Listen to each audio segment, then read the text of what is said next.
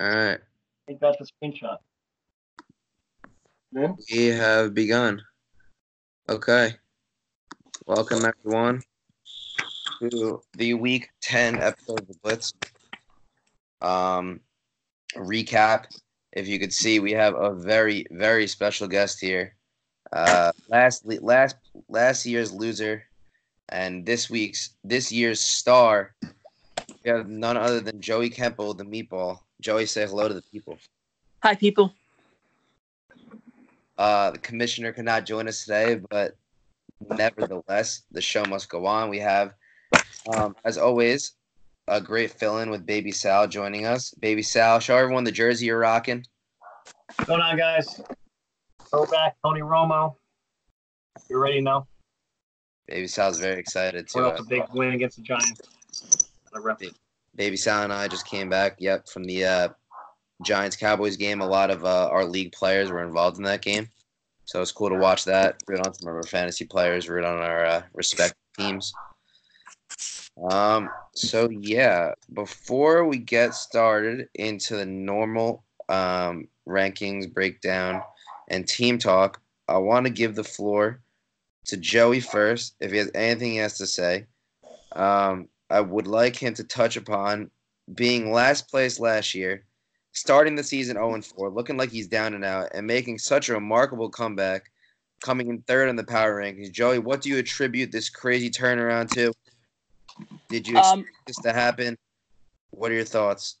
I just wanted to say, first off, I'd like to ask Don if he found his wallet yet, making sure that's okay. Shout out, Don. Shout out to Don, too. He's a very good hockey player. So last season I kind of ended rough. I lost. I did lose punishment. Shaved my chest, and didn't feel too good about that. Started off 0-4. Rough start. Kind of almost gave up. Finally get my players back, and I started winning. I'm on a 5-game win streak right now. Going into this week, I'm not quite sure on how it's going to go, considering I'm playing Dylan, which he's in second place, I believe. But it's going to be a close game as of right now. Who knows what's going to happen? But, I'm looking forward to this week. 0-4 to 5-4. I think that's the first time we've ever seen something like that happen. Yeah. Do you attribute your success to your drafting skills? You think that you drafted the right guys, they just got injured and they came back? Did you make some pickups? What about the trades you made with Nick? What do you think really set you above the rest to get you that win streak? Well, as you know, last year my first overall pick, David Johnson, was injured week 1 and out for the season. And he gets injured again. But, once my team came to full potential, I started winning, which is really good, which I believe I did have a good draft. But a big trade happened last week between me and Nick for I forgot who it was actually. It was Drake for we look on that actually. It was Drake for what's Nick's name? Jakey Freaky. Yeah. Oh, he traded that player away. Oh, it was Drake for another running back, and I ended up starting Drake that week. I ended up putting 23 points against Junior, and Junior wasn't too happy about that. Yeah, so I think that was a big pickup for me. Yeah, that was a big pick. Also, Ryan Tannehill pick up with a banged-up Drew Brees. Slotting him in as quarterback, that was a good move, too.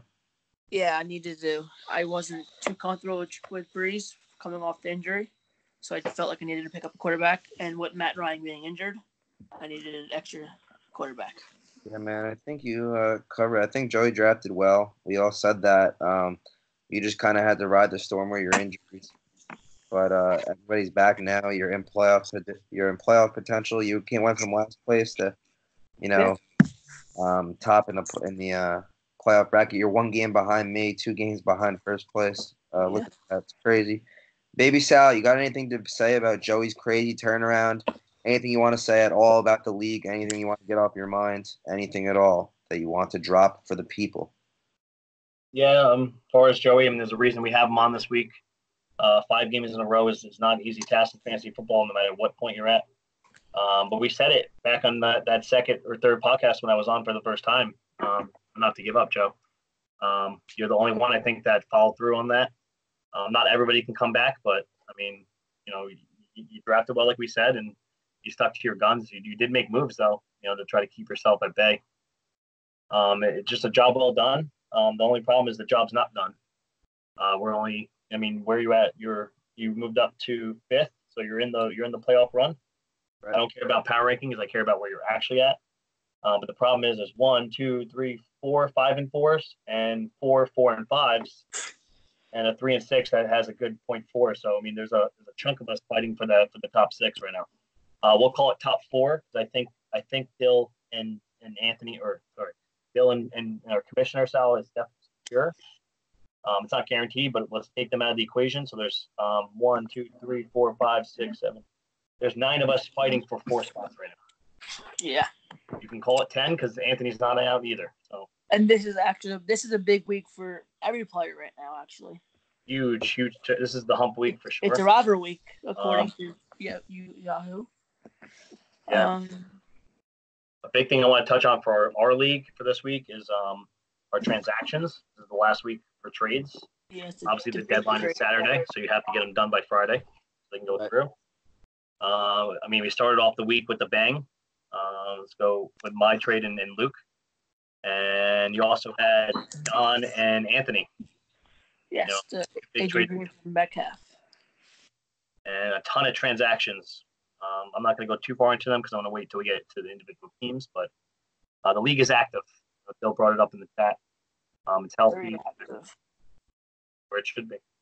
With interesting. With Luke Liguori being one of the most active players with 29 moves.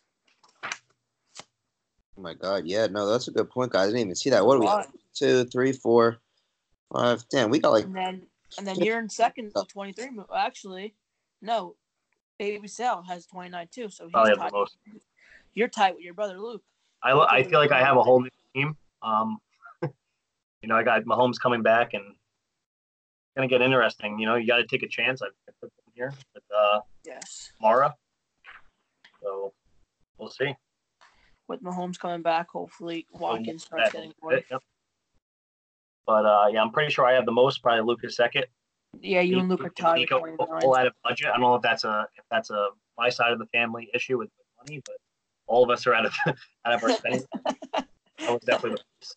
Yeah, it's most. I mean, apples don't fall from the tree, whatever. So. Yeah, everyone listening at home, I advise you to take a look on your budget, see how much you have left, see how much you're willing to spend, because making moves is coming down. You're always going to be able to make moves, but the playoffs are right around the corner, so you want to prep for that. You want to save some budget left over. Yeah, Dooch has the most waiver budget right now, with $88. Okay, so here's a big thing. I was actually just going to hit on his team with Adon, regardless of playing him this week. I see Adon active on the transactions, but if you ever notice, it's all minus. So that means Adon is dropping players now all of a sudden. Finally, yeah, it's not doing anything to get players. No trades, no add-ons. He has $91 on his budget. He's the 4th waiver, and he can't even start enough players this week. He can wait a week if that's fine because I'm playing him. He has 2 open spots right now on this thing. A wide receiver and a kicker. Shit that we're talking about every week. Which doesn't make sense because he has 2 of those on his bench right now. Yeah. That could easily be put in. There's that too, yes. I think Shepard just came back from injury and Hilton might be playing. He's got to wait for the injury reports, but yeah. You can't wait on those. You still got to make some ads and get some guarantees. But honestly, anyone in that game could go off because it's going to be a shitty game anyway. So a trade, it may not have been the perfect one, but I'm trying to get Kittle out of him because that's the last spot I'm missing at the end. He's consistent with a decent floor, and he doesn't want to move Kittle because she's just in love with the tight end. But one player is not going to win him or even keep him in the playoff run. He needs to have a full team to play. If he doesn't have a full team to play, he's going to freaking lose. Straight up. So that's true. It doesn't have to be me, but trade Kittle for 2 players. Literally, get 2 starters. So. Well, Don, you heard it there. I know Don's looking for a caller right now, so he's probably not listening to the podcast. Yeah. By the time I post this, hopefully he finds his wallet. But Don, if you're listening, man, Make some moves. The playoffs are coming before you know it. The trade deadline is about to hit. We'd hate to see you miss out. Yeah, Dom, make some moves. Find your wallet first, though. Do it after this week, though. Stay where you're at for now. Yeah, Baby Sal and Dom, big matchup this week, especially will affect the rankings. We could hop into some of the power ranks we got here. I'm eager to hop in because this is a big change towards the bottom of the barrel than we've had previously. Big Boy has been towards the bottom of the barrel pretty much every single week. I know last week he moved up one spot, but he had an incredible victory over myself, dropping 160-something points. I think it was the second most in the entire league, so great for him. He's 157.90. Yeah, so big week. Yeah, almost better than you, Joey. Joey had a big week as well. I put up 160. Yeah, so big week by some of the lower teams. So coming in last in the power rankings, he is 10th in the actual standings. He is now last in the power rankings. He only has 15 more points than Big Boy's team, which is pretty pathetic. We have Junior Koempel, Franz Easel coming in at last place. Joey, you're one of those who started from the bottom and brought their way back up. Junior is the exact opposite. Junior, started off pretty high, had a good draft. I think he was in, second or third place for the first couple weeks. He got cocky, made some trades that some people think he shouldn't have made, and he's found himself at the bottom of the barrel. Joey, since you're the pretty much opposite of Junior's story this season, what do you have to say about, his outcome? Where do you think he went wrong? And where do you see this playing out? Do you see him doing the loser's punishment yet again, 2 out of 3 years? It's going to come down to the moves he makes, honestly. I did beat him last week by almost double his score, which was pretty bad on his part. But, yeah, he was complaining the whole time about it. I mean, it's luck, basically. So, his team is not looking too good. I don't like Herndon at all. Having a Jets tight end is really not that good, considering the fact that we only have 1 win in the season and can't put up a touchdown. I think Juju's a bust this year, personally. Big bust. He has good quarterback. He has Prescott, which isn't bad. I like Seattle's defense. Eckler is hit or miss now because, with Melvin Gordon, you don't know who's going to put up more points and going to play a lot. But, he's just going to have to do what I do. Just make moves and hopefully his team plays to the best they can. So, do you think that time has run out for him? Do you think that it's too late for him to, make a push? He's only 1 game out of a playoff spot. Do you think that he's out of the playoffs? Or do you think he could still revitalize his team? I think he can still. I did personally, but he's going to have a couple big weeks. Like this week is big for him. He needs to win this week if he wants to progress. So you think that must-win week for him to, get back on the right track? He's going against Pooch, another equal caliber big game. What do you think, Sal? You look at why is he a bust, right? He's not playing. Obviously, he's just a manager. Draft was fine, not the best. Which gave him a good start. Actually was a pretty good draft. They started with the trade with you. Obviously, he was able to get Eckler, which is fine. And then, it wasn't his only trade, right? What was the other trade that he did? Didn't he have another idiotic trade? Yeah, Waddell. No, it was just the one then? Okay. Well, it starts there. But what I'm looking at is wide receivers. I've been going on these rants with how important wide receivers are in PPR. Obviously, the top running backs are limited. If you don't get them and don't have them, it is what it is there, but you need running backs, wide receivers that can give you a PPR floor. His best running back or receiver is 25th overall. It's Calvin Ridley, who's not even a starter for him. And then you have 29. You have Robert Woods, which is weird. And his number 1 pick, or I'm pretty sure it was the number 1 pick, is Juju Smith-Schuster, down in the 30-32 area. He's the reason where it all starts. Why is your team a bust? Kirk is tough. Obviously, he was part of that trade. He just got back from injury. I don't know if he'll even find his floor again. But you look how underperforming his receivers are, or underwhelming even. It's scary. Eckler and Mack are going to be fine, but they're not enough to carry a team. Tate is going to give him some help, thank God, but Tate's probably really his best receiver. It just he had a slow start. Obviously, he didn't play till week 5, 6. Yeah, week 5. And Herndon hasn't even played yet, so I don't know what he's doing at the tight end spot. He did pick up Pascal, so he's trying. That's good. I actually tried to pick him up for some depth. That might help. Actually, Dill. I just saw that now. I just don't think Herndon's gonna have. Picked up Beasley as well. Coming off an injury, and the quarterback that he has, I don't think he's gonna put up enough points for Junior to get what he needs. If you want perspective, Bill, you're trying to drop or get rid of Odell Beckham, who is your weakest part of your team, and he's ahead of his best receiver.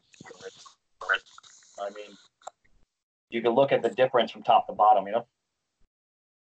Yeah.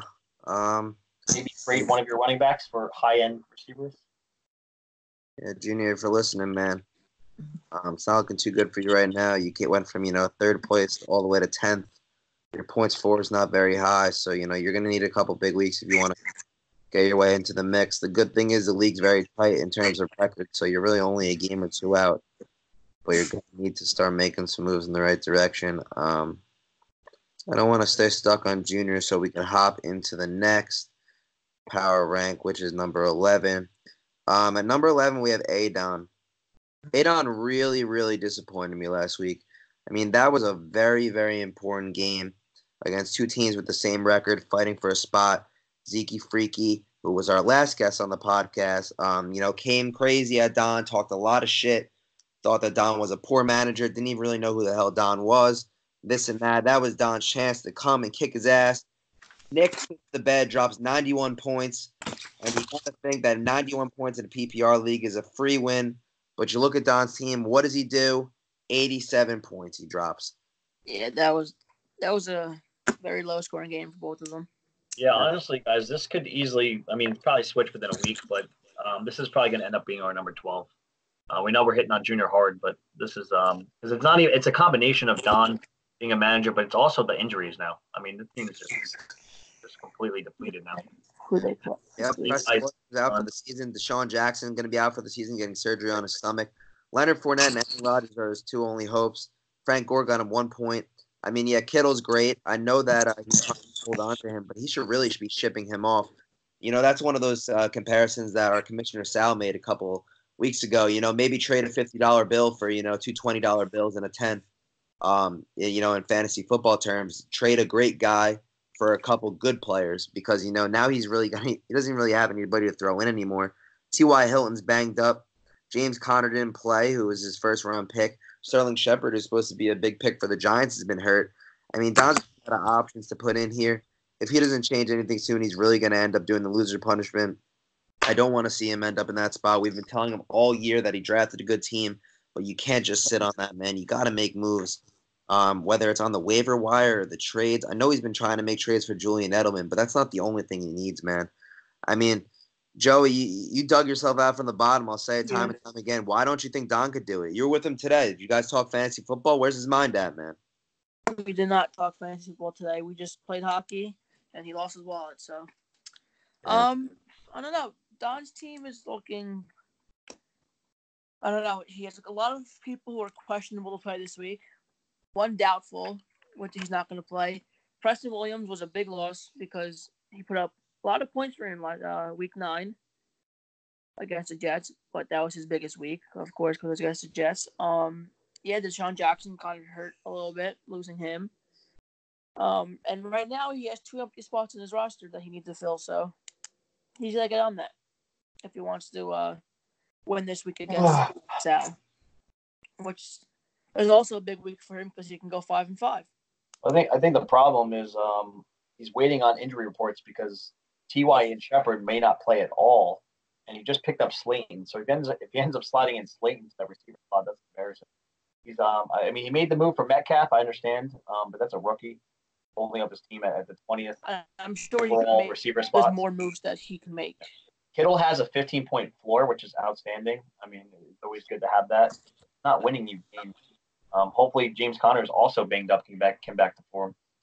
But he currently has Frank Gore as actual start. Oh no, Sorry, he does have Fournette. Fournette's on a bye. So I think it depends on getting Connor back as well, because having him banged up is not going to help. But he's starting Amendola consistently. That's scary as well. I mean, yeah, health is a problem, but he needs depth. He has zero depth, obviously. So he needs to trade the 1 for 2s, 1 for 2s. The only way he's gonna change. If not, I'll tell you what, Joey and Edon are going to be fighting for that last spot. It's getting more. I mean, he does have 2 good quarterbacks, which is a plus side, but that's not going to win him games. Yeah. No, yeah, Junior and Edon are definitely forerunners right now, Dill. I don't think it's close. After what Anthony's done with his team, I don't think he has any chance of getting 12. Yeah, you're projected to win, but that's all. That's because right now he has 2 empty spots. But I still think you're going to come out with half a roster. If Mahomes has a game, he'll be good. Yeah, if I lose this game, and that's just not gonna be good on your part. I'm looking at a free win in fantasy football. That's embarrassing for the other side. That's honestly that's not your team. That's just the fact that you don't have enough starters. That's managerial. You know? Like I know the injuries suck, but he should have done this already. He's too late, man. He's got 2 days to make trades. He's gonna have to get it done. Waiver wire sucks. It's a fucking crapshoot. So Baby Sal, name you just mentioned before, Anthony Big Boy's team. I mean, he's next in our power rank, so we might be top him. I mean, this guy, he was down in the dumps. I think they were 0-6, 0-7. The bottom of the barrel looked like they weren't even going to win the game. And right off that terrible loss streak, they pop up with 2 wins, dropping really good weeks back to back, 164, then 157. Actually against me last week. They have not given up the Ant Square duo. They've been making pickups. They made some trades. Their lineup looks solid now. I mean, I think it's a little bit too late to talk playoff contention. But for them, I think that I've been saying for the past couple weeks now, the great thing about this league is you always have something to play for because no one wants to do that loser punishment. So it's not over for them. They still can, try to fight for the 7 or 8 spot so they don't have to get stuck in loser punishment area. I mean, the roster looks really solid right now. It's just a shame that it took them this long to generate. What do you have to say about them? They made quite the comeback. It's remarkable. I mean, he had to be patient with the injuries, which is a thing that you have to do. But you got to make moves in the meantime, and that's what they've done. This team, I think it's completely under the radar what they've done, like very much under the radar because everyone else maybe is a little more splashier. But this is the deepest team I think I'm seeing right now. I don't think I investigated it in weeks, but the one downfall is losing Ingram. That's tough. I don't know how long he's out. But other than that, he's got bodies everywhere, man. And he's got everyone on his starting lineup has a good floor. And AJ Green, obviously, he can come in and be a stud and honestly outdo rookie Metcalf. I don't see why he doesn't perform better than him. I know Don wanted some players that he knew were guaranteed to play. I think that's a nice trade as well. I love that trade. Absolutely love it. Evans is an absolute trade. He got Evans. Why hold on to Adams? Sell high, and that's what he did.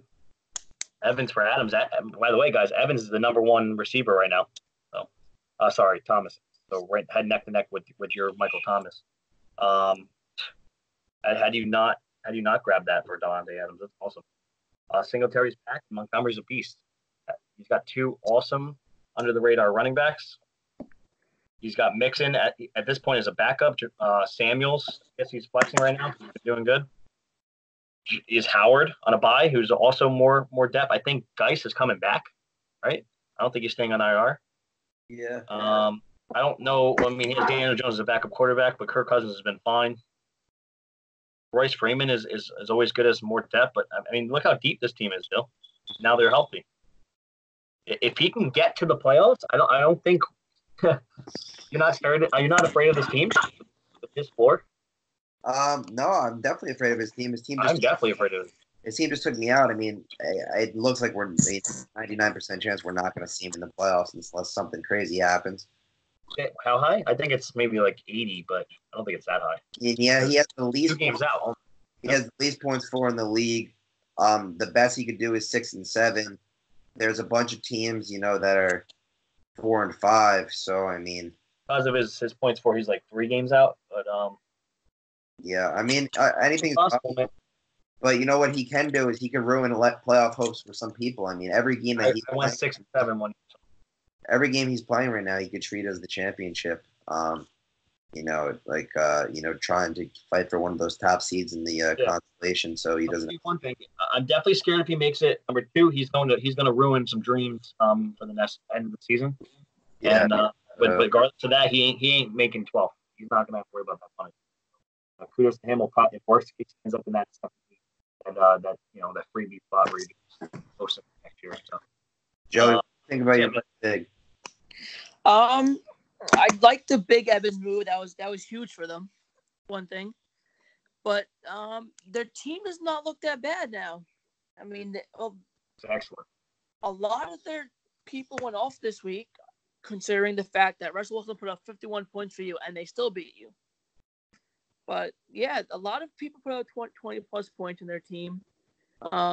Cleveland's defense, I'm sure they can get a better defense, but it is, and they're doing what they're doing. But I mean, what happened to me. I started off basically like they started off. They just gotta keep their heads up high, and they have a chance potentially of winning this week too. I think it's big if they win this week for them, because then they'll be tied with Chris. They'll be both 3-7, and still the least points scored this season too, which I'm down there too.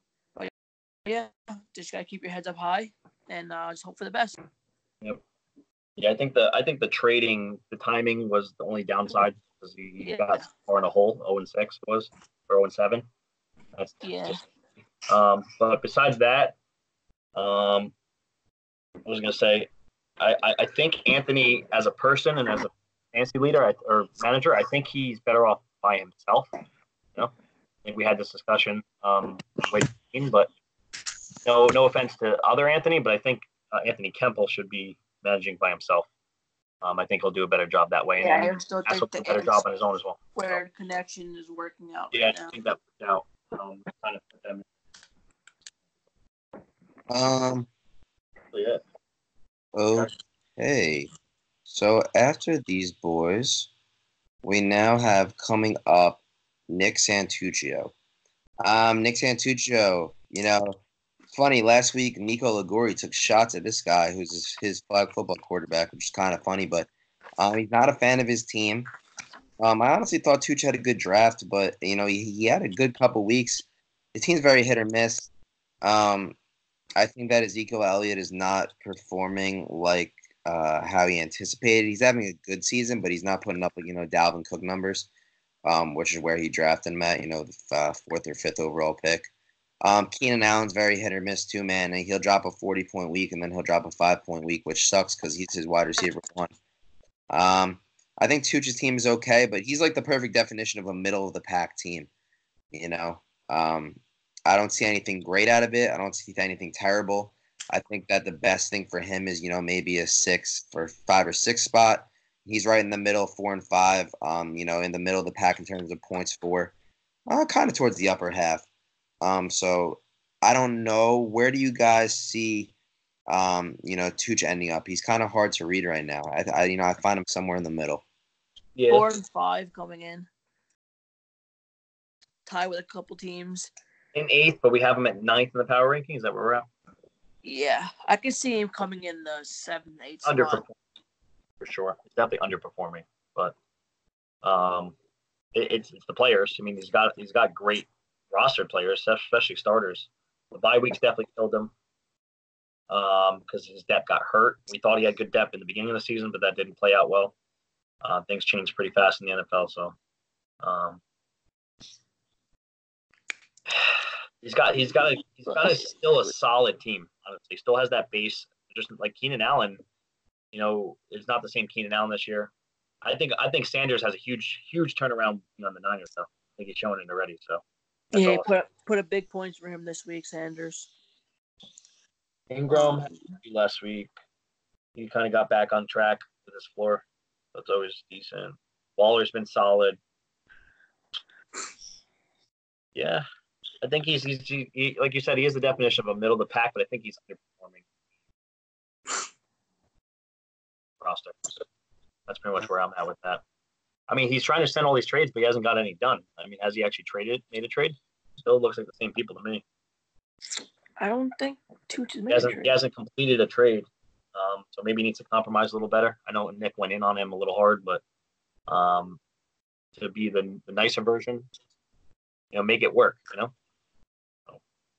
I think, there's really not much to say about Tuch's team. I mean, it's kind of just middle of the pack team. He's got some upside. Some guys hit, some guys miss. One of your stereotypical middle of the pack fantasy teams. That's pretty much what it's come down to. He's got Junior this week, so obviously get back to 5, and go from there. But I'd still be fighting for 6, though, Dill. I think he can fight for 6. He's projected to win this week, but not by much though. But I mean, I still think he can pull it off to win this week easily. Yep. All right. So after Tooch, it's funny, just a funny stat here. Chris Camero, we have Chris Hansen coming in at the next power rank, which would be the 7th spot. Chris Camero is in second to last place, 11th place, with a record of 3-6. Chris Camero has the 5th most points in the entire league. So talk about unlucky schedule. I mean, he's got more points than Luca Duccio, who's in 4th place right now. He's got 11 less points than Nicky, who's in 3rd place right now. And he's got more points than everyone else above him, besides Luke, Liguori, me, and Sal. So, I mean, that is just, sometimes you get the shit end of the stick in terms of scheduling. Very unlucky. Yeah, I mean, it just seems like whenever this guy has a great week, someone else just has an even better week. So, in terms of power rankings, we got to have him, a little bit higher because, the kid's putting up good weeks. He just can't really catch a break. I don't think he's made that many moves. I think he's probably made the least moves in the league, or second the least. At least a couple of weeks ago, that's what it was. I think, he's definitely going to start rolling again now that Barkley's back to full strength. It might be too late for him to make the playoffs. He does have a lot of points for, so if he can get to, a 6-7 or a 7-6 spot, he can maybe slide in towards that, last slot in the playoffs. But he's got some monster players, man. I mean, Cooper Kupp I think he's one of the best fantasy receivers this year. He's like a top 5 PPR guy. Saquon Barkley, any given week, win you a week by himself. Jimmy Garoppolo is solid. Adam Thielen's a beast when he's healthy. Because he's got, I said Jimmy Garoppolo because he's got Deshaun Watson, who's a top 5 quarterback, but he's out this week, so he's got a good backup. I mean, he's trying. He's picking up guys. Picked up Witten in the absence of Zach Ertz this week. He's got a big week versus 7 and greater than 10, which is Big Boy's team. These are 2 guys at the bottom of the barrel. I think it's a must-win for both of them. This basically, keeps either their playoff dreams slightly alive or it's over. Whoever loses, it's officially mathematically out, and whoever wins, you're one step closer to achieving that dream, that comeback. So I think that Chris got a great team. Like I said, he's gotten unlucky, but he could easily be 4 or 5 spot if things aligned right for him. What do you guys think? I think that's sweet. That's for sure. I know it's 11 versus 12, but both bottom of the barrel that's coming up, trying to survive. Definitely one of the 2 games of the week at least. So, Chris's team, we got to remember that Barkley went down. I know you kind of brought it up. That kind of hurt him along with his strength of schedule. And he's got a good team. It's very reliant on the Texans. We're also up and down. That's Deshaun and Duke Johnson, who have had their moments, and they've also seen the best. Thielen's been hurt, kind of sucks. And Ertz is kind of finding stride, but now he's back on a bye. And I don't know what he's doing with his current lineup for this week when he has better players on the bench. I'm not sure if he's just messing around for right now. But this is going to be a close game for Anthony and Chris. I do think Anthony wins this game, though, especially with Ertz out. And if he doesn't start some of these guys, but no Ertz, no Deshaun, and no Thielen. That's rougher. No Barkley either. Barkley's got him. Oh no, I'm sorry, that's next week.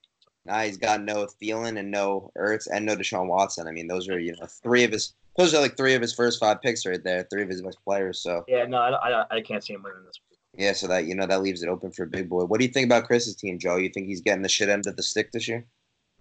Yeah, I mean, he had first overall pick every year so far. Yeah, he always does. But I mean, honestly, I think Barkley's going to have a good game. He's playing against the Jets defense. I think he can easily put up some points for him on that one. Garoppolo against Seattle, I think he'll put up at least 25 points. Cooper Kupp against Pittsburgh, definitely going to put up points since Pittsburgh isn't having a great season. But it's going to be a good matchup. It's going to be basically the winner of that game is basically going to be in a better position, and the loser's just not going to basically they're out basically. But I mean, I think Chris is going to come out with the win at the end of the day.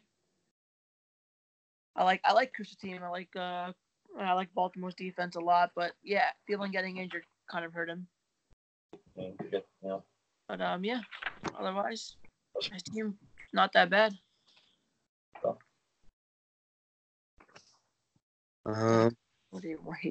So after Chris, yeah, I think that was very well said about Chris. Shout out Chris. He's always a competitor in this league. Always fights to the last week. He's in trouble, though. He usually always has a win. He's in trouble because of the injuries and then the buys next week. Look at ahead with the Giants on the bye. Not looking good. Hopefully Thielen comes back at least. Yeah, so after Chris, we have you, baby Sal. You are pretty low on the points for department as well. You actually have less points than Joey now. That's funny. A lot of people said you've been very fortunate to be in the spot you're at. You're still in playoff contention. You're in the 6th spot right now, but for you, I mean, every game is really a Super Bowl because, if you drop one game, you're going to lose that spot. So have you been treating it like that way? Have you, been taking action on a week-to-week basis? I see you made some trades with your brother Luke. I see you made some pickups. Talk a little bit about that, man. Is there anything you'd like to say about your season moving forward? How you think your team and the trades you made, etc. Yeah, man. I mean, not that you shouldn't play every game like that.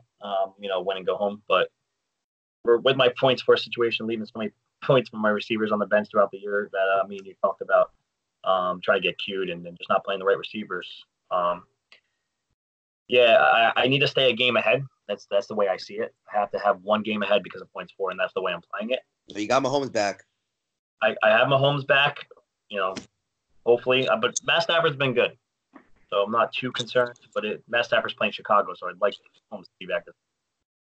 One thing that hurt me, I'm lucky because my team has a bad strength or schedule this week with who they're playing. As far as defenses that my starters are going against, but I'm playing Don, who can't even have a starting team. So I think I'll stay in the top 6 clearly, but I think I might make the top 4 or 3 just because of the situation, which is always good. Might buy me a week, but I need to stay, like I said, a game ahead. The trade, I knew I had to get something done. Bell finally put up 20. He does have an easy strength of schedule for until the playoffs, week 14. But he also got banged up again. Not sure how clear or aware Luke is of that. I know what's going on with him. He had a second MRI. I know it was like something that was scheduled to happen, I guess, like precautionary. But I don't trust him health-wise. And number 2, I just don't. I'm tired of having players on the Giants or the Broncos. I need players down the stretch here that are going to be fighting for wins in the actual, forget fantasy football, in their actual teams. Broncos and the Jets, for example, are out. Portland Sutton's been great. He is their number 1 now, but I was okay with letting a receiver go. It helps me decision-wise. Who do I start? Unfortunately, I have to rely on Diggs. He's been a crap shoot. Number 1, then number 6, and number 15, and now he's dropped off the radar this week. So he's been all over the place, but he has that wide receiver 1 upside. Tight end's been tough. I've been streaming. I picked up Delaney Walker when he comes back, and I got Jared Cook for this week. And Kareem Hunt is finally back, so I might be able to take a chance since I'm playing Adon. Williams has been fine, but he's been definitely receiving touchdown dependent. And Chark's on a bye, which kind of sucks. I think I'm going to give Kareem a chance, and hopefully Kamara plays. That's the thing, too. Will Kamara and play? Landry's actually had a decent floor, by the way. I know you hate Beckham. I don't like Buffalo, but I think Landry's the better of the 2 right now. How Gurley stays healthy. Fine, though. not going to be easy, baby. That's a week.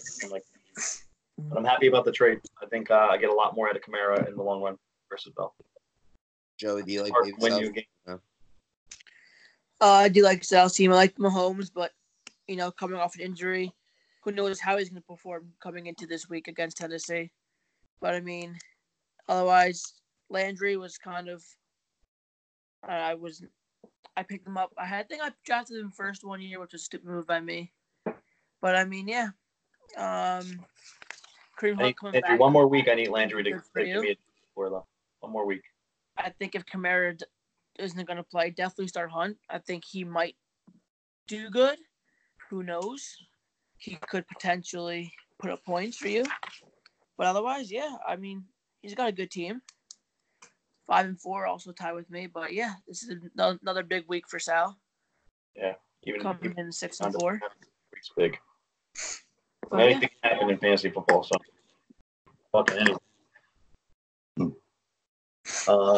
I tell you what I did do though, is I played very well around my buys this year.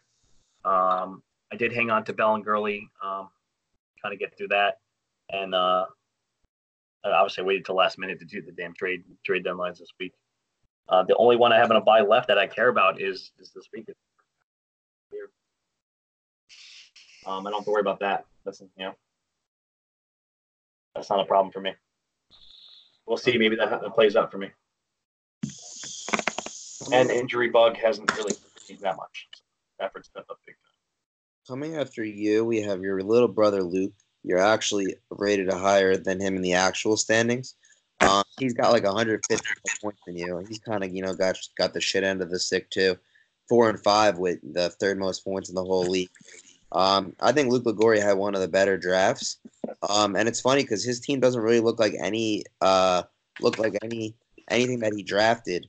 He only has I think 2 or 3 of the players that he drafted. He drafted Lamar Jackson, he drafted Kenny Galladay, and he drafted Dalvin Cook.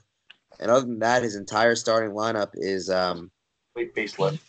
Yeah, it's different. He basically, either made a lot of pickups or traded the remainder of his team away.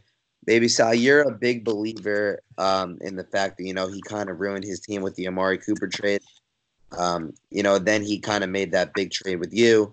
What kind of light can you shine on, what it is that he's doing this year? Do you think he's panicking because he's currently out of playoff position, so he's kind of flustered and making quick moves? Do you think he's gonna, find his way into the playoffs with his high points for? What do you see happening with Luke? He's a former 2-time runner-up. I'd hate to see the playoffs without him, but it's in jeopardy. Yeah, I mean, obviously, not that that I've sent out a rant, a 7-minute rant that going over last week's situation, since I didn't get to talk on last week's podcast because I was at the bar covering for my older brother and all that crap. So basically, my point being, well, first of all, I wanted to apologize because my intention wasn't to start a fight and animosity and make that trade look like it was negative for the league and all that stuff. I was trying to point out Luke's stupidity and what I saw, and I think he reflect on himself. I don't think he was even in a spot that he needed to even make a trade. But I guess he felt the need to. You won out of that trade in my eyes. Of course, it's neither here nor there who agrees and who disagrees. You did your job, and I would have done the same thing, 3 for 1. Get rid of some of the players I don't even need. But again with me, I mean, he said we all saw it yesterday. Tomorrow's on the trading block. Me, I was fighting all day yesterday for a trade. I honestly with 5 or 6 people yesterday. So I called him. I'm like, let's get through this. It took about an hour of negotiating and tactics, but he pulled the plug. I gave him what he wanted. I'm like, look, what do you need? What do you actually need? Receiver? Okay. Who do you want? I love Cortland Sutton. Okay. He's top 10 right now. Take him. And then obviously the rest were 2 for 1 to add some value for Kamara. Kamara's been underperforming because of injury and other things, but what do you think about the trade, though, Dill, before I continue? Because I want to get your feelings on it. I thought it was a very even trade, but it was kind of one of those trades that I think it was so even that there wasn't really any point of doing it. It's kind of just if what it really came down to is did he see the potential upside in Kamara or did he not? And I know that you just said when we went over your team that you think that you're going to get the most out of him, that we haven't really seen this season. I mean, I have Kamara in another league, and he's really been killing me because he was supposed to put up top 2, top 3 running back numbers, and he hasn't. So it's kind of if you're willing to take that risk for him to get that jump. He got Le'Veon Bell in return, who in a PPR league, considering the Jets are always losing, he catches a lot of quick passes and stuff, so it keeps him fantasy relevant. So I think he's kind of the safer player, but Kamara's obviously if he hits bigger than anybody in the league. I mean, we've seen if you've been watching football for the past couple of years, that guy could just break off a 99-yard touchdown anytime. So I looked like you were kind of looking for the upside. Luke was kind of looking for the safety. Just so he can keep some consistency on his team. Floor, yeah, he definitely wants. Yeah, I think that's key in the spot where he's at. He doesn't want risk somebody dropping a dud because every game matters. So there's sometimes in fantasy where you want to play those guys that drop 2 points or 30, those boomer bust guys. But there's sometimes when you have to win, you want to go with the guys that are going to give you solid floor. Because if your whole team puts up solid floor, that's the same thing as as somebody hitting big. So I mean, I think a guy like Courtland Sutton gives him great floor. He's been having a great season with the Broncos. Emmanuel Sanders gone, so he's really the only guy they can throw to now. So I think that was a good pickup. Le'Veon Bell's playing the Giants this week, so if you want a team to run all over, there's really no better team. So I think I see benefits in both teams. I think it was a very even trade. I'd like to speak with him to see his reasoning behind it, but I guess we'll see how it plays out.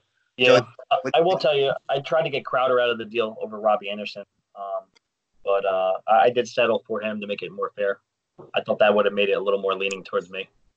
But it really, yeah, I think it plays out with Kamara and Bell, and on who really busts to have his floor.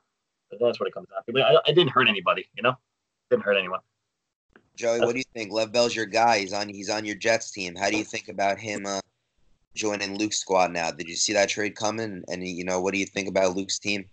I didn't see that trade coming at all. I mean, he traded a Jets player for a Jets player, so now he's still stuck with 2 Jets players and the Jets defense, which is kind of a push considering the fact that we are, getting 30 points put up against us basically each week. But I mean, his team is good. Lamar Jackson is probably he's one of the best quarterbacks right now in fantasy to have, considering the fact that he does everything. But I mean, Cook is good. Jacobs is good. Crowder, has his games when I like Crowder when they're on. That was his. He put up 23 points this week or no? What did he put up? Yes, he put up 22 points, which is the most points he put up all season so far. But I mean, he played against Sal, and I mean, Lockett putting up 42 points and McCaffrey putting up 37 hurt a lot, but it's just the game. Sal's a very good team. Yeah, Luke had a good week. I mean, he ran into a Mack truck. Yep. But Luke's team could put up numbers. We've seen it all year, which is why is part of the reason that I wouldn't I guess advise him to make trades. I know he's 4-5, but I mean he's got the 3rd most points in the league. So if you're just going off total points, he's got the 3rd best in the league if you take out matchups. So his team was putting up numbers. Sometimes your team just doesn't put up numbers in the right week. Sometimes your team will drop 170 and your opponent drops 180 and you lose. Or you can have a Nicky Liguori where your team drops 91 and you get the win. So fantasy that. But Luke Liguori, for as much as shit is talked about him and controversy surrounds him in these fantasy leagues, he's always up there, fighting for the championship each week. So I'd be very surprised, considering his points for and his strength, to not see him in the playoffs. I just think he's still in there, obviously, but I think his team, obviously it's a facelift, whole new face, but I think he was in a better spot before, in the worse spot now, personally. That's just the way I see it as a team. But he's got a little more depth. That's the only other nice thing. But I mean, can't start everybody. So it's just not as much power to me. He had a lot of boom. Coming in at number 4. Coming in at number 5 in the power rankings is Nicky Liguori. Nicky Liguori is actually ranked 3rd in the league standings, but we couldn't put him that high considering he's in the middle of the mix with a 5-4 team. But power rankings are kind of based off total season performance, but also has some recency bias in terms of you're only as great as your last game. So Nicky Liguori, as we talked about when we talked about Don's team, he only dropped 91 points, but he got the win. And good teams, do what they have to do to win, I guess. He got very, very fortunate putting up a shitty week, but I guess he needed some luck.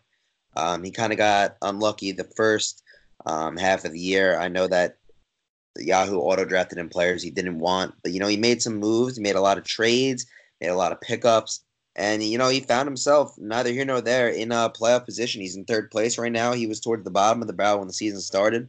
He's got Devontae Adams healthy. He's got Chris Godwin, who's been a beast this year. Aaron Jones hit or miss. Tevin Coleman hit or miss. But when those two guys hit, man, we've seen them go off. I like Kyler Murray's floor with his legs at quarterback. I think Nicky Liguori has one of the top teams. I didn't even notice the DeAndre Hopkins on bye. I mean, between those three, you might have the best wide receiver core in the league. DeAndre Hopkins, Devontae Adams, and Chris Godwin with the way Godwin's playing. I like Nicky Liguori's team a lot. I think that he's going to definitely make the playoffs. He had a shitty week last week, but you know what? He won. We've seen him put up points. We know his team could do it. Baby Sal, do you expect to see him, go far and make a playoff run? Or do you think he's just, one of the middle of the pack teams? I know he thinks so. But yeah, definitely a confident player. I know, and he's a good fantasy manager, but I mean, he fucked up day one. So I mean, I don't feel bad for that. You missed the draft. I don't get it, but there's a lot of holes, dude. A lot of holes. I mean, look at his running backs. Obviously, we know Jones has some upside, but where he's been MIA. He'll have a big week and then he's MIA. So what's his floor, though? 8? Doesn't make sense. Tight end's a crapshoot. I mean, Ty Johnson's a joke. Detroit Lions just don't have a running game. That's what makes Stafford so liable right now. Hopkins on a bye. I'm very interested to see how his team performs without his three stars. Dude, honestly, this is not a top 3 team. I'm happy you at least put him where you put him. Can he make the playoffs? Obviously, but this might be a downtrending team. Yeah, that's a different perspective. A lot of people thought highly of his team. It's funny. I actually reached out to him this week in terms of trade talks. It's funny how you said his running backs are really hit or miss. I reached out with it. He expressed some interest in James White. You and I have talked about James White. One of the greatest fantasy floors in the league. That guy's 12, 13 points every week. And I was wondering, wanted to see if he could use that, which it definitely looks like he could, at least in his flex spot. I know he's dealing with some bye weeks. We couldn't get a deal done. But I know that Nick's always looking to make deals. So this is are you guys still working on that deal, Joe? Haven't gotten a response from him yet. I know he's looking into it. What's the basis of the deal? Obviously, it's not finalized. I was packaging Odell with James White. Right, but he wants, and then obviously he wants James plus something else. I don't think he's a big Odell guy. I think he was looking for. Oh, I understand that part too. I think he was looking for Cooper or Michael Thomas, but right now I'm very disappointed with Odell. So if you want to get Odell for me, this is the time to do it because he's on my list. The hole is strong. There's no reason for you to ship the receivers, the one you worked hard to get and the one you drafted. So I don't want to get rid of my. He's desperate, dude. He's desperate, man. He's got him. That trade would change the game for him. It's not good, though. The team's got a lot of holes and there's no depth. Got 3 really good receivers and that's it. Yeah. So like I said, I think he's fortunate to be where he's at in terms of last week. But he did do work to get here. He was towards the bottom of the barrel when he started and made some trades, and made some moves. So that I have to respect. I strong projection. Just to have a projection, I think 7 or 8 to finish. I think him and wherever I said before, 7th and 8th, Mark was it? Right. I think he finishes in that spot where you don't even have a playoff game. You're just neither in or out. So I think that's where he ends up, dude. I'm calling it now. All right, That's Joey. my prediction. What about you, Joe? You got a prediction on that? And Where will Nico Nick's right up there with you. You guys are both 5-4. He's probably They're both going to be 5-4. a competitor with you. What do you think about him? I like his team's okay. I mean, we did make a big trade, me and him, but I felt like I got the better end of that, considering the fact that he traded the player that he traded me for. But I mean, Wentz is good. Hopkins is definitely a good wide receiver for him. But I mean, yeah, you were saying about his draft, how I think it'd definitely be a different team Nick would have if he would have came to the draft and drafted there instead of on the laptop and having some auto picks. But I mean, it's going to be a tight one between. I feel like it's going to come down to me or Nick in the 7th and 8th position. But 3rd place, yeah, I'm 5-4 too. But he just higher because he puts up more points than me. But I mean, otherwise, it's just going to be a fight for that spot between. I think us two might be the ones fighting for that spot. There's 2 more things though. This team, I wouldn't put it past them that he gets a trade done in the next 2 days. That's the first thing. The next thing, him and Luke are playing each other. That should be the game of the week. That's the biggest rivalry we might have in the state every year. And not only that, it's a big game. So big rivalry game. Yeah, so that's all be locked on that. Yeah, if Luke Liguori wins that game, Luke Liguori has more points for, so he could jump a lot of people. If things play out right, Luke Liguori could hop into 3rd place by the end of this week. At least, a playoff spot, and Nick Liguori could easily lose his spot. That's definitely a good point I didn't notice. Yeah, they're both projected to score, very similar amounts. It seems like both of them, so Nick's got a bye week with DeAndre Hopkins, but other than that, he's got a pretty full-strength lineup. Should be a good game. I'm going to be keeping my eyes on that one for sure. Okay, so after Nikki, we're coming into the number 4 spot, closing in on the top half of the ranks, or top quarter of the ranks, I should say. We got Luca Duccio. Luca Duccio, he's kind of one of those guys that he's a scrappy team. He's hit or miss, but he's always been there. We said it all along. He had a good draft. He's 4th place in the league right now. He's kind of in the middle of the pack at points for. I think he's got the 4th or 5th most points in the league. So he's up there. He's banging. He's battling with everybody. He's got some good players. Travis Kelce, I like. I like Tyrell Williams a lot at Oakland. But Luca Duccio is in the spot where every game is a must win. I mean, all these 5-4 teams, you can lose your spot any given week because everybody's breathing down your neck. All the points fours are pretty close, and Luca Duccio is missing Sonny Michel, Phillip Lindsay, Dede Westbrook, Brandon Cook's out. We see that Cam Newton's done for the season. Jacoby Brissett is questionable to play versus Miami, which would be a great matchup if he played. And his defense too is on a bye week. Yeah, New England defense. That's been one of his best. That's probably been his best player. Julio Jones. He's going to get back off by this week, so that'll help him a little bit. But bench is questionable too. Luca Duccio is in one of those must-win positions. And he's coming up. I think he's coming against. Who's he got this week? Is he coming against Caesar? Yeah, he's playing. Yeah, he's playing against Sal. He's playing Sal this week, whose team's been on fire. I mean, he has the second. Sal's got the 2nd most points in the league besides me.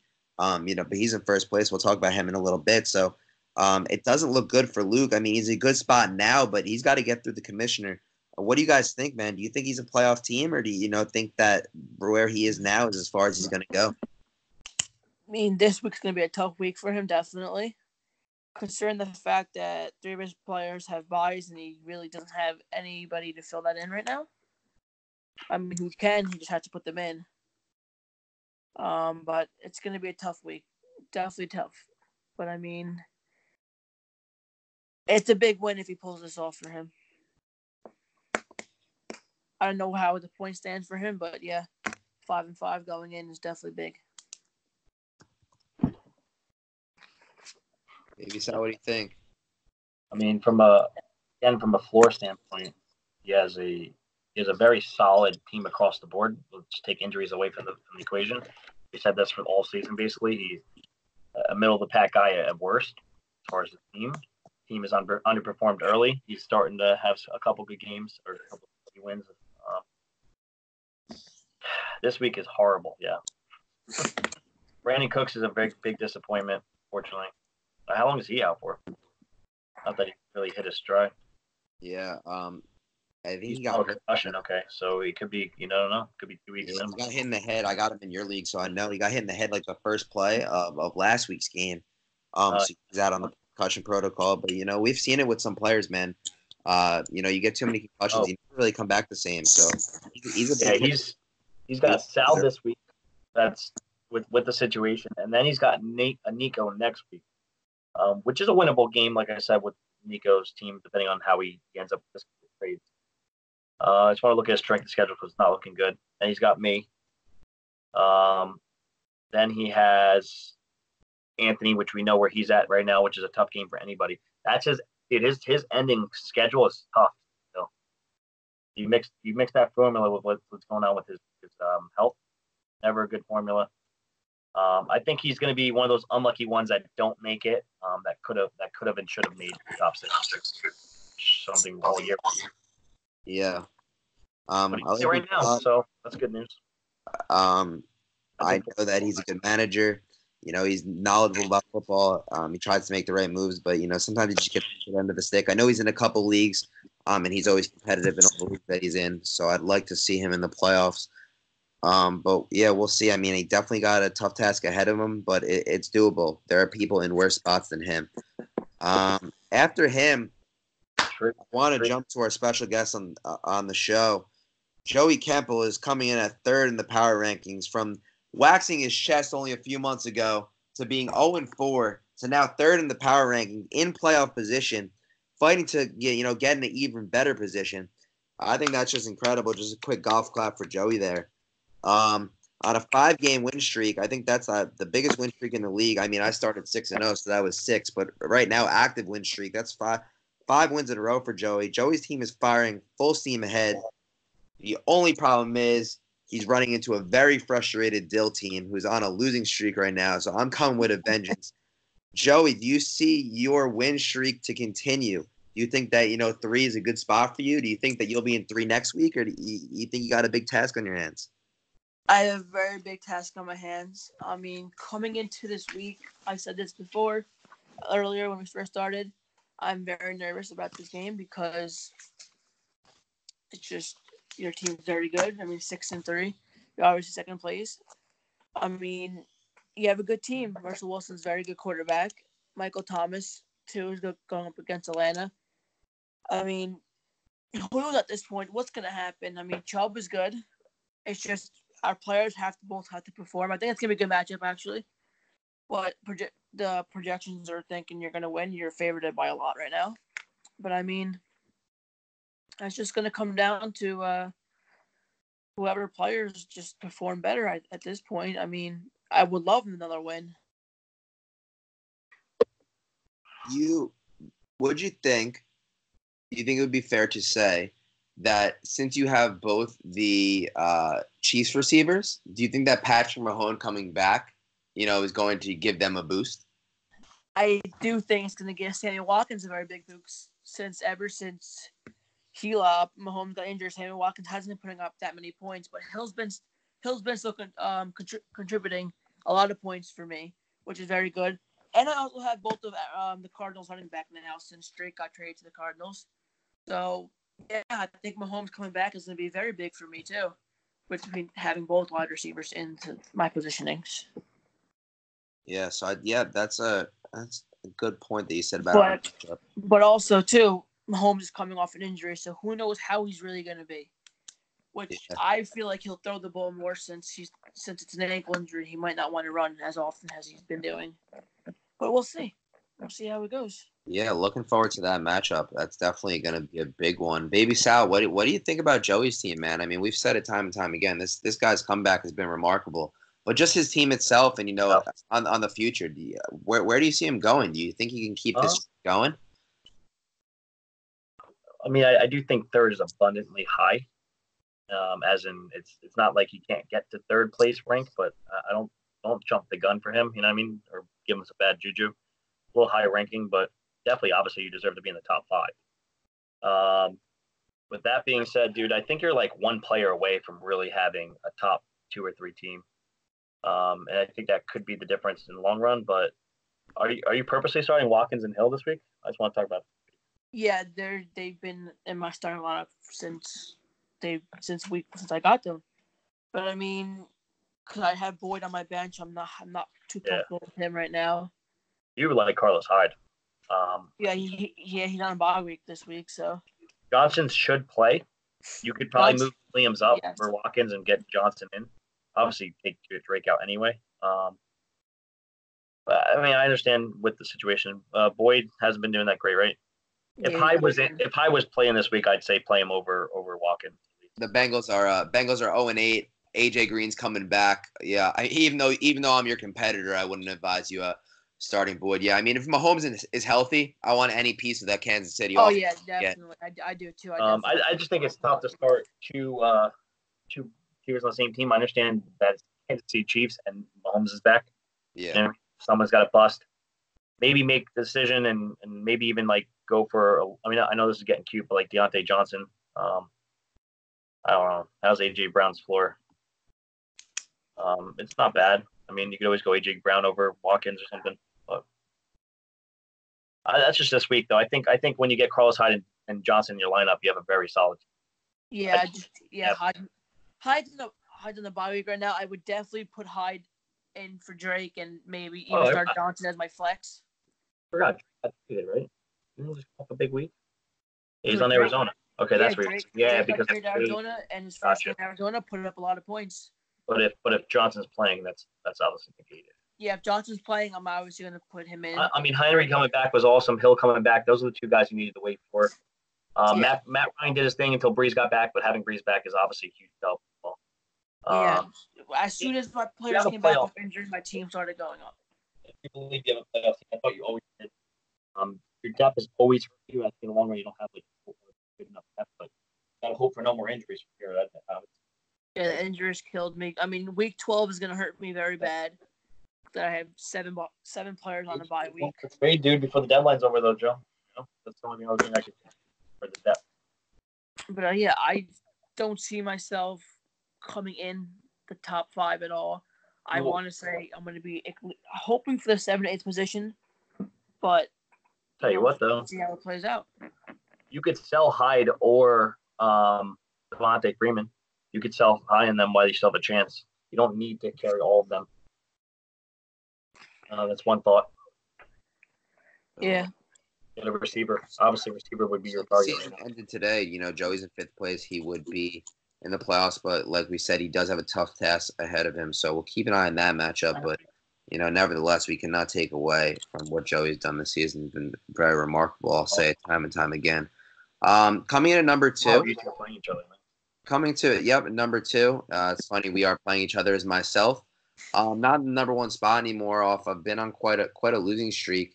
I mean, I put up decent numbers last week, but Big Boy's team just put up better numbers. I think I had 145, 147, something like that. Ever since I made my trades that everyone's been freaking out about, I lost. I've been losing. So everybody thinking that I'm ripping people off. I guess it's not really working. But anyways, I knew what I was getting into. All my studs I've been missing. My first loss I had no Odell and no Chubb. Then I had no Amari Cooper, who I just traded for. Then I had no Michael Thomas. So those are kind of my 3 best players besides Russell Wilson. I didn't have any of them. But, that's the game we play. I knew what I was getting into when I was making trades and bye weeks and stuff. So that's my fault there. But I still think top to bottom, I think I got the most stacked team. It's just a bunch of superstars.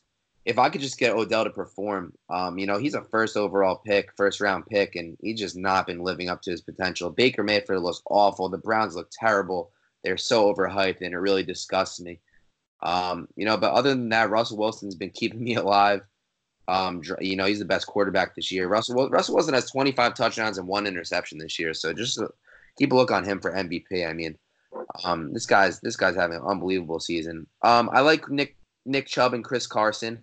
When I first traded for Nick Chubb, he went off. And other than that, he's been a little bit quiet. He's been being okay. He gives me, like a 13-point floor. Same with Chris Carson. I think my strength is in my wide receivers. Michael Thomas is definitely my best guy. James White is a nice flex to throw in there. He's on bye this week. but he'd given me the his 12, 13 point floor. But I still see myself, in the top upper echelon of the league.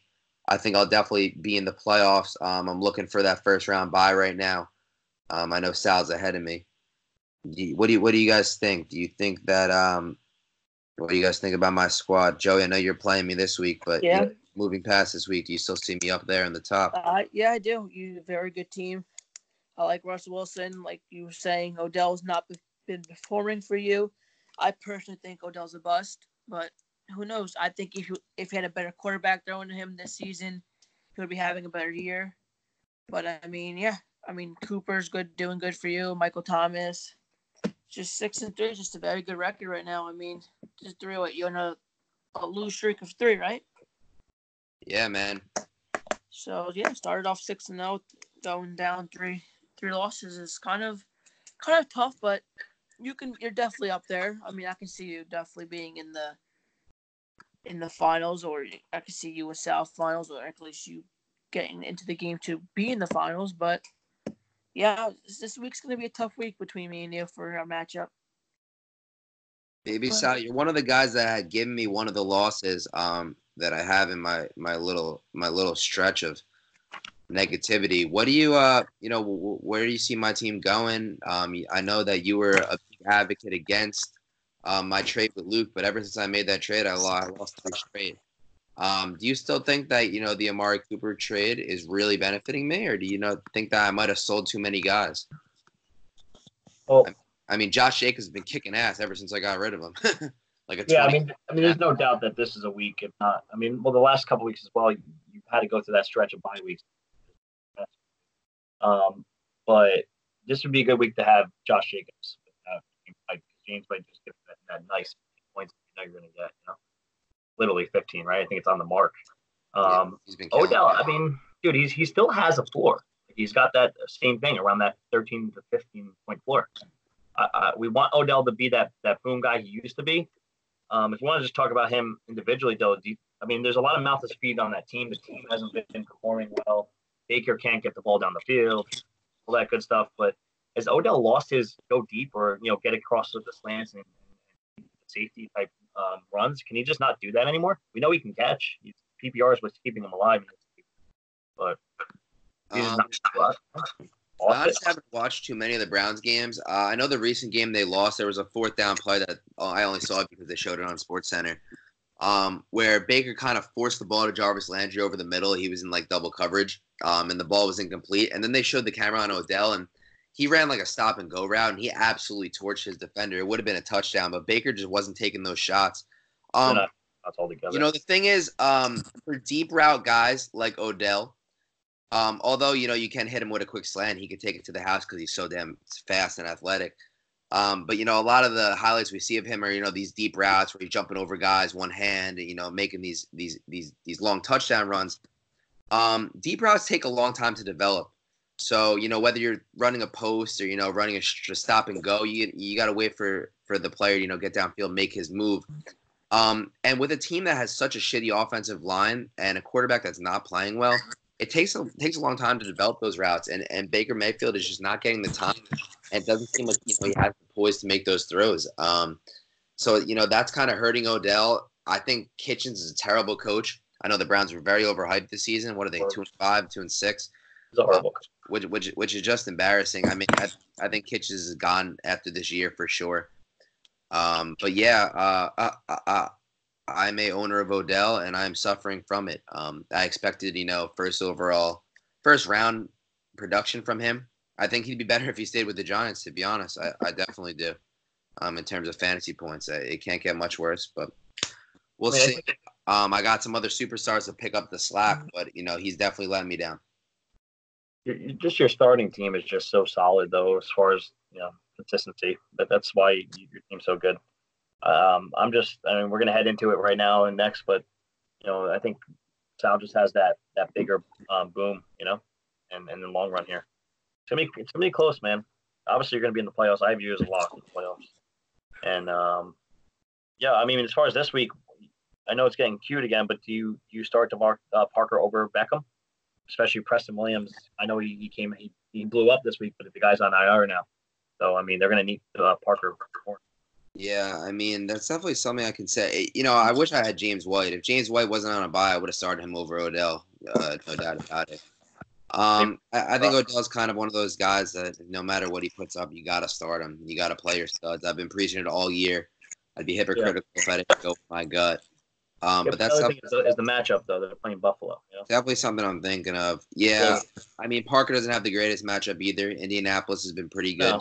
They're 22nd against the pass, so it's something I'll consider. I'll probably end up rocking with Beckham. He was my first pick. Well, I mean, I had the 12th pick in the draft, so I went back to back. Beckham and Thomas, both my 1 and 2 picks. I mean, just stick to those guns too. I mean, Diggs is my guy, and he's staying in there. Yeah. The thing is, Beckham's so talented that he can, break off for one of those 30-point games on any given day, just because he's such a freak. And I would hate for that to be the day that he's on my bench. He needs to, man. He does. He really needs to, and I hope Landry does it as well. Starting on him. Yeah. So coming after me, number 1 in the ranks. First in the league, he has 14 points less than me. Best record in the league, though, 7-2, is the commissioner, Salvatore Liguori. I think that Christian McCaffrey is obviously he's possible MVP this year. I mean, he has been such a stud for him. He's averaging like 30 points a damn game. And then everyone else has just been solid. Tyler Lockett has been playing unbelievable. Russell Wilson's having an MVP year, and Tyler Lockett is a direct beneficiary to that. Him and Metcalf are killing it. Sal took a risk on Melvin Gordon, drafted him in the league. He held out for a while. As soon as he hopped back into the Chargers lineup in week 5 or week 6, week 5, I think he came back. He didn't look great, but each week he's been getting better. He's been getting eased into the offense, more and more touches. Last week he had his best week. He had 20 carries, 80-something yards, and 2 touchdowns. So that was good. That's the Melvin Gordon we all know. So, if Melvin Gordon can, keep at least, 75% of the Melvin Gordon we got last year, Melvin Gordon and Christian McCaffrey are going to be hard to stop. I think Derrick Henry provides him with a good floor as an RB2. He's a big goal line back, and, whenever they get in the red zone, they're giving that guy the ball. I mean, he's like 250-pound running back. He's a monster. He's a touchdown machine. Austin Hooper, solid tight end. John Brown is such a safe wide receiver. I mean, you want to talk about floor. Besides James White, I think he might have one of the best floors in fantasy. Look at his games. I mean, he really never even puts up below 10 points. Honestly, Sal's weakest spot is his quarterback. Jared Goff, he's not been that great. The Rams are not nearly as good as they were last year. I mean, they made it to the Super Bowl. It doesn't even look like they're going to make the playoffs this year. Jared Goff's been kind of hit or miss. Some duds he put up, but he's also put up some high 20, 30-point games. But I think, Sal up there with me and I'd say Luke Liguori has the definitely one of the best teams in the league. When everybody hits, they hit so big that it's almost impossible to keep up with him. Tyler Lockett and Christian McCaffrey, they could just give you those 30, 40-point games, and there's really nothing you could do. I wouldn't be surprised to see him in the finals. Yeah, man. Same stuff. I think he's going to lock up the playoff spot this week. I don't know if mathematically that makes sense, but 8 wins with his points 4 probably does it. And he's playing. He's playing St. Leon, but St. Leon is having a tough break this week. So I think he locks up his playoff this week. So there's not too much to talk about Sal. He's going to be in the playoffs. He's going to be a competitor, probably semifinals at absolute worst. So he's a problem to be reckoned with. And that's really it with him, man. What's funny too is 4 out of 6 of these games this week are as far as power rankings, they're neck and neck. There's 7, 8, and 10 and 11, and 3 and 4. They're all going against each other, whatever the case is. So it's pretty cool. There's a lot of good games, and there's 2 just crap games, but a lot of good things to look at this week. I'm going to be looking for these games all day long. I'm excited starting tomorrow. Joey, what do you think about your commissioner? You think you're going to see him? In the finals? I mean, he's been playing. Yeah, I can definitely see Sal making it into the finals. His team's very good. I mean, 7-2 is a great record to have right now. He did have a good week, putting up 177 points. I feel like every week he puts up almost that many points, but I mean, yeah, like you said before, his biggest defect is his quarterback situation. I mean, I love McCaffrey. McCaffrey's great. I have him in the other league that you're in too, and he's just lighting it up. But otherwise, yeah, I definitely see him making the finals. there shouldn't be any reason why he's not at least in the game to get into the finals. Yeah, man. I think Sal Draft is a very good team. I think Joey and I should go through who we think is going to finish 12th first or first to 12th for the regular season. Not who's going to win the playoffs, but who's going to be 1 to 12 by the end of these next 5 weeks or 4 weeks, whatever we have left here. Or I think it's 5. Yeah, I mean, the middle of the pack is really up for grabs. It's up for grabs, but I think you got to try to guess the trend going on. Look at the ranking schedule, like what I've done. There's 2 days of trading, so I think we're going to see some big trading coming up this next 2 weeks. So I think it's very possible. Well, I think just briefly for me. What do you want me to do? Yeah, I'm just gonna say I think last is gonna be Junior. I think he's trending downward. I think everyone that's below him is trending up. For the end. Yes, I think he's gonna end in last. And also lose as well. I think he'll be. I think he'll end in either 11th or 12th. I could see him losing out, and it looks like Big Boy's probably gonna surpass him. He almost has the least points for in the league.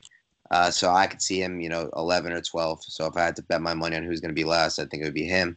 Yeah. And first place, I think it's either going to be me and Sal. I got more points than him, but it's very close. He's got to win more wins than I do. So, if he drops a game and I win a game, I'll pass him. But he's got an easy matchup this week. But, season's not over, so we both have some tough matchups on our hands. But I think either me or him in first. And then, the middle of the pack's really up for grabs for everybody. Maybe Baby Sal, you can give me your guesses. Yeah, I think the only reason Junior's not going to be – I'm just going off the regular season, not what's going to happen in the playoffs. So I think Don absolutely takes the cake on 12. Also, Junior has – well, actually, the points for are pretty much neck and neck. But I think Don just continued to just submerge himself. I have Don at 12. I have Junior at 11. Not preferably, but realistically, I think they play each other in the loser punishment anyway. But I have 12, 11, 10. I actually have Chris Hansen because of his schedule. What's going on in his current situation with 3 and 6. I have him at 10. Marky Mark at 9. I have Zeke Freaky at 8. I think he does drop it that low. So we put that on the record. 7 and 6 is going to be the most interesting because that's going to be the, who makes the playoff spot. I think Sony Michel gets unlucky and hits 7, like I talked about earlier. I think 6 will be Luke, my brother. I think Joey will actually stay in 5th. I think I will be 4th because situationally I need to be 1 game ahead. So honestly, if I am tied into their record, I wouldn't even make it. So I'd have to stay a game ahead. 3rd, that leaves who the heck am I missing? You guys know who I'm missing here? Tooch. No. Me, Sal, and Ricky. Oh, I'm sorry. I didn't say Big Boy, right? Yeah. So Big Boy would take that 7th spot. That would put Luke in 6th. Joey in 5th.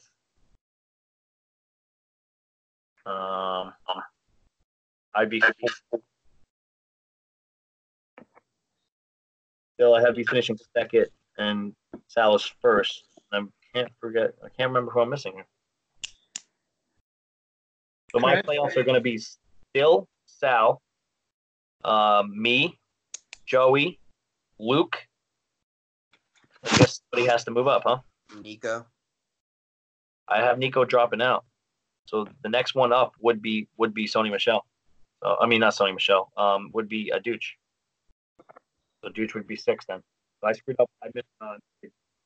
Big Boy's gonna get on a little winning streak. He'll probably end up in that 10th or 11th. Probably 9th. I'll put Chris Hansen. So that's where I'm at. Marky Mark would be 8th at that point. Joey, what's your bold prediction? You have to guess on how we play out. For 12, I have Junior. 11, I have Don. For 10, I have Chris. For 9, I have Big and Cast. And then 8, I have Same thing. Luca Duccio. And then 7, I have Tooch. I have me coming in 6th, which is kind of a push. But I can I can see that happening, hopefully. And then I have Nick in 5th, David Sal in 4th, Luke Liggs in 3rd, Very Dylan close, huh? in 2nd, and Weezer obviously in 1st. So we see the same thing. Minus I got Tooch. I got Tooch in, and you got Nico in. I got Nico out and a Tooch in. Yeah. Wow. I think based on the trends and the way things are going and strength of schedule, points for all that stuff considered, I don't mind that. Obviously, if I don't stay a game ahead, I'm out. I'm probably 6, 7. I'm probably 7 or 8 because I'm like 4, unless I really just turn the corner. That's another probability. This was a great podcast. I think we can't stress enough how important this week is. A lot of good matches. One keep our eyes on. Every game is the Super Bowl, ladies and gentlemen. You cannot afford to lose, especially if you're in that middle of the pack, because everyone's so close to each other, which makes it fun. The league's so competitive. Puts a lot of pressure. Managers got to make the right decisions and make calls, right pickups, right adds and drops, right roster moves, etc. Also, shout out. This is the last week to trade. So if you want to get it done, get it done. Oh, 2 days. Yeah. So It's by Friday. Yeah. Yep. So by the weekend, the trade deadline will be taking place. So no more trades will be available. You want to trade for a whoever's playing tomorrow, Oakland versus Chargers, I think it is. You may want to do that tonight. So by tomorrow. Yeah. So either of you guys have anything you want to say as we close out? Let Joey finish. Sunday, I will be at Lab for the 1 o'clocks. I'll be posting up. I invite everybody to come out and hang out if you're available. I have no games today. I'm completely free. I'm going to be drunk off my ass. I need somebody to properly drive me anyway, whether it's back to Sal's or no one else. I do not plan on going home from Pool Ave. So we're taking shots. I need you guys there. All right, we heard that. Joey, close us out, man. Anything you got to say to the people? I just wanted to tell everyone good luck for the rest of the season. This week is going to basically decide what's going to happen for the rest of the upcoming weeks. Just good luck to everyone. Good luck to you, Dylan. And lastly, I just want to say, hopefully, Don, I hope you find your wallet. It was nice playing hockey with you today. And, that's about it. Yep, everybody keep up the energy, keep up the activity. Love the ads and drops. Love the trades. Remember, this is the last week to make trades. And I wish everybody good luck. We'll catch you next week with our next guest. If you have not been on the show yet, please hit me or Sal up so we can get you on. I know there's still some people that we haven't got on yet, but we're going to try to get everyone in. Please let me go to the bathroom on Sunday. Goodbye, everybody. And if you want to take shots with Sal, he'll be there Sunday, Pool Ave. Don't miss him. Goodbye. Good night.